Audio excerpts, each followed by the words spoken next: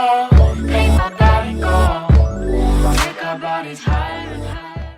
Fala galerinha, beleza com vocês? Professor Jefferson novamente, agora estudos amazônicos com vocês, tá? E hoje nós vamos continuar aquele conteúdo do material que eu repassei aí nos grupos, tá bom? Hoje nós vamos falar sobre os portugueses na Amazônia, tá? Na última aula nós falamos sobre os espanhóis e agora, hoje, nós vamos ver como foi que os portugueses também ocuparam essa região, como foi que eles entraram, tudo bem? Vamos lá então, pegue o seu material, preste bastante atenção aí, que nós vamos meter ficha agora, tá? Beleza, vamos lá galera. Os portugueses na Amazônia. A gente tem que sempre entender o contexto histórico, o que estava acontecendo nesse momento aqui, tudo bem? Então veja bem, século XVI. No século XVI, Espanha e Portugal eram duas grandes potências na Europa que estavam navegando, com as suas grandes embarcações, conquistando territórios. E uma dessas conquistas aí foi a chegada dos europeus aqui no continente americano, tá? No dia 12 de outubro de 1492, Cristóvão Colombo, sem saber, com toda a sua esquadra, a mando da coroa espanhola, chegou onde hoje é a América. E, em consequência disso, os portugueses recorreram à coroa espanhola para também reivindicar territórios aqui no continente, certo? Então, para evitar, pessoal, para evitar conflitos maiores aqui entre os espanhóis e portugueses, que aqui já tinha essa disputa, tá bom? Foi assinado em 1494, mais especificamente no dia 7 de julho de 1494, meninos, o Tratado de Tordesilhas. O que foi o Tratado de Tordesilhas, que a gente já falou na última aula? Só para a gente lembrar aqui, foi a divisão, olha o que eu coloquei aqui para vocês, foi a divisão das terras da América entre espanhóis e portugueses. Espanhóis, já pensou? A gente erra também, né? Então, veja bem, só para ficar bem mais claro para vocês. Divisão das terras da América entre espanhóis, agora sim, né? E portugueses. Esse mapa aqui que eu mostrei para vocês na aula passada. Veja que nesse mapa aqui você tem uma linha que divide o território da América. A oeste, só para a gente lembrar aí, galera, a oeste, o meu lado esquerdo, pertencia aos espanhóis. E o leste, ou seja, o meu lado direito, pertencia aos portugueses. Por essa divisão que vocês estão vendo aqui, a região amazônica, que está bem aqui em cima, tá? Esse círculo aqui que está aqui para vocês, não pertencia aos portugueses. Então, como foi que os portugueses conseguiram entrar no território da região amazônica, que pertencia aos espanhóis nesse momento, galera? Veja bem, a gente tem que entender esse contexto aqui, essa divisão, e os seus eventos que vieram se suceder. A União Ibérica, que aconteceu de 1580 até 1640, vai explicar de que maneira os portugueses vão adentrando na região amazônica. Em 1578, o rei português Dom Sebastião ele acaba assumindo em uma de suas batalhas contra os mouros, tá? Contra os mouros, os árabes, lá no Marrocos, tá bom? Então, veja bem, logo em seguida descobre-se que ele morreu nessa batalha. Então, a questão de sucessão do trono português ficou assim, meio vago, né? O trono português não tinha com quem contar agora, tá? Então, o que foi que aconteceu? O parente mais próximo dele, para suceder o trono, era o rei espanhol Felipe II. Então, por essa questão de não ter um sucessor para a coroa portuguesa, a Espanha acaba unificando os dois reinos, né? O que foi essa União Ibérica? Foi a união dos reinos da Espanha e Portugal após a morte do rei Dom Sebastião. Por que eu estou contando esse contexto para vocês? Para a gente entender de que maneira os portugueses chegaram aqui na nossa região, ok? Então, após a morte do rei português e a União Ibérica aqui, que uniu os dois reinos sob o comando do rei Felipe II da Espanha, tá? Os portugueses não consideravam mais aquela divisão do Tratado de Tordesilhas e aos poucos eles foram entrando na floresta amazônica, aos poucos eles foram também se expandindo para o interior da floresta, tá? E aí você vai ver que com essa entrada eles começaram também a fazer grandes fortificações, grandes fortes, que eram justamente para proteger o território de outras nações, ingleses, franceses, holandeses, que também almejavam entrar, que também queriam entrar nessa região para explorar suas riquezas, tá? Além disso, era para combater os indígenas que muitas das vezes entravam em conflito aqui.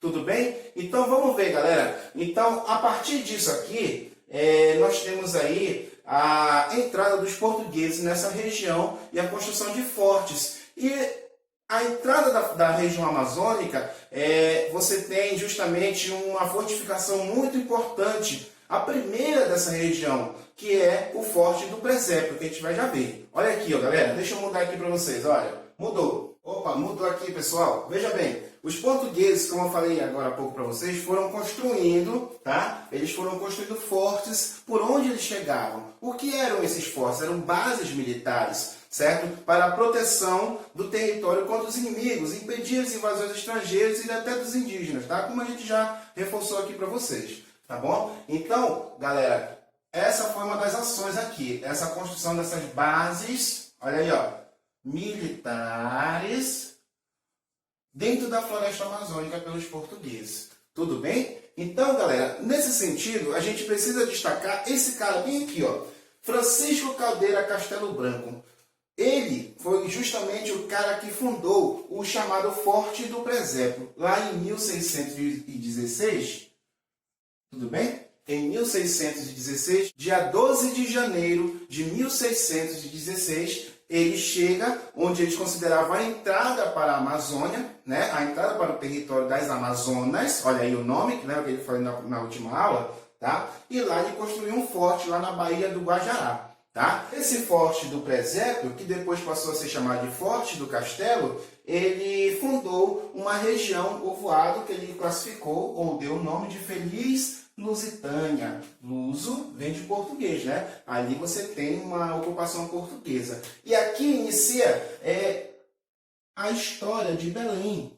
E, consequentemente, essa região que se chamou Feliz Lusitânia, que deu origem a Belém, se expandiu, cresceu, e depois transformou-se no que nós vamos ver lá na frente, quando a gente for trabalhar a colônia aqui no nosso território, de Grão-Pará.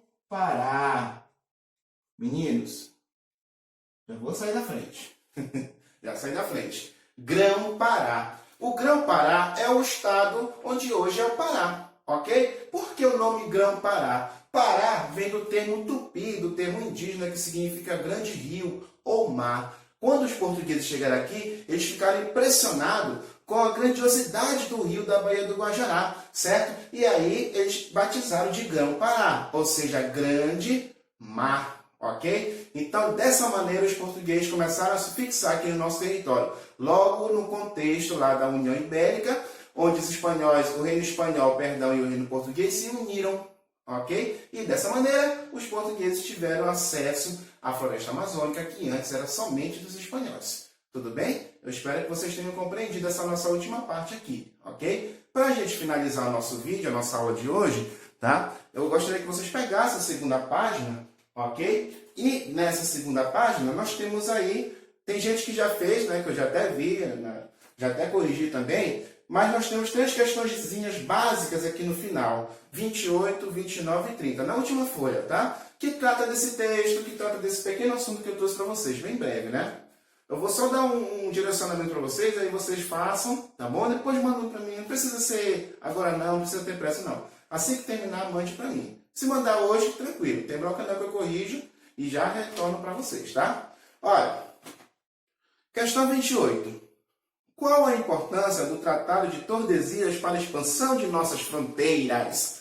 O Tratado de Tordesilhas, lembra lá que foi aquela divisão entre territórios aqui na América dos espanhóis e território dos portugueses. Ao lado leste pertencia a quem? Lembra lá? Aos portugueses. Ao lado oeste, que incluía a Amazônia, pertencia aos espanhóis. E aí está perguntando, qual a importância do tratado para a expansão das nossas fronteiras? É que aqui ficou delimitado qual território pertencia a qual reino. E quando o Tratado de Tordesilhas acabou lá com a União Ibérica, né? Acabou, isso aqui acabou também pertencendo aos portugueses, essa nossa região, porque eles se expandiram, passaram do limite do Tratado de Tordesilhas, tá bom?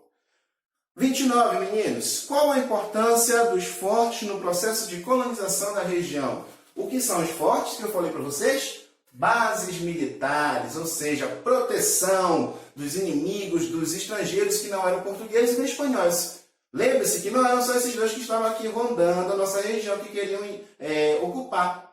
Franceses, holandeses, tá bom? Ingleses, tá? E esses fortes aqui, essas bases militares com os canhões voltados para o mar, ou então voltados para os rios, tá? Servia como proteção, tá bom? A importância desse processo foi para proteger o nosso território contra os inimigos da coroa portuguesa e da coroa espanhola também, tá bom?